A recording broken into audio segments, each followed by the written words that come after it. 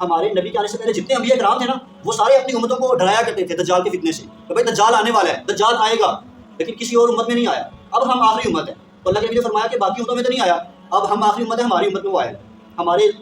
زمانے اور دور میں وہ آئے گا اور اس نے اب آنا ہے۔ تو اتنا وہ خطرناک ہے، آپ اس بات سے اندازہ لگائیں کہ اللہ کے نبی کی احادیث کو اگر ہم دیکھیں تو 70 سے زیادہ احادیث اس کے موضوع پہ ہیں، دجال کے موضوع پہ، کہ اتنا وہ خطرناک انسان ہوگا۔ اس کے پاس جو طاقت ہوگی وہ اس قدر ہوگی کہ وہ جس طرف بھی گزرے گا نا لوگوں کو دولتیں دیتا چلا جائے گا، دولتیں ہوں گی اس کے پاس بہت زیادہ،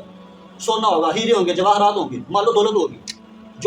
جس بندے کو جو بندہ جو مانگے گا نا وہ اس کو دے گا، لیکن اس بندے کو دے گا جو اس کی بات مانے گا، وہ خدائی کا دعویٰ کرے گا، کہے گا میں خدا ہوں، میں تمہارا اللہ ہوں، میری بات مانو، جو میں کہتا ہوں وہ کرو۔ اس کے ایک ہاتھ میں جنت ہوگی، ایک ہاتھ میں دوزخ،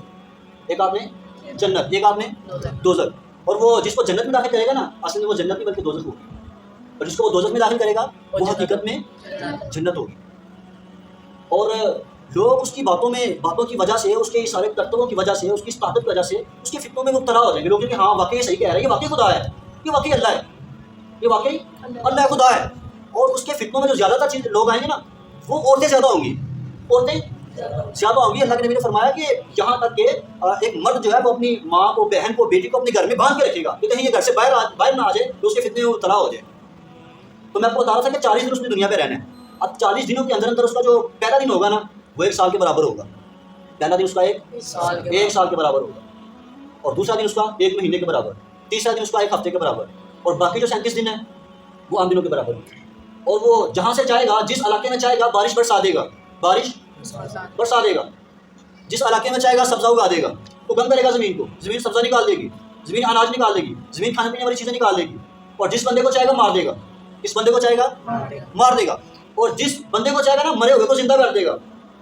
قبرستان جس مرضی قبرستان میں چلا جائے گا اور لوگوں سے کہے گا بتاؤ کس کو زندہ کروں، اور جس کو اس کا دل کرے گا نا اس کو زندہ کر لے گا،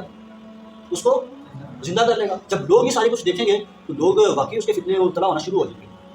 اور وہ لوگ بچیں گے جو پکے ایمان والے ہیں۔ پھر کیا ہوگا کہ جب وہ اپنا پورا فتنہ پھیلا چکا ہوگا تو حضرت عیسیٰ علیہ السلام جن کو اللہ تعالیٰ نے زندہ آسمانوں پہ اٹھا لیا تھا وہ نازل ہوں گے،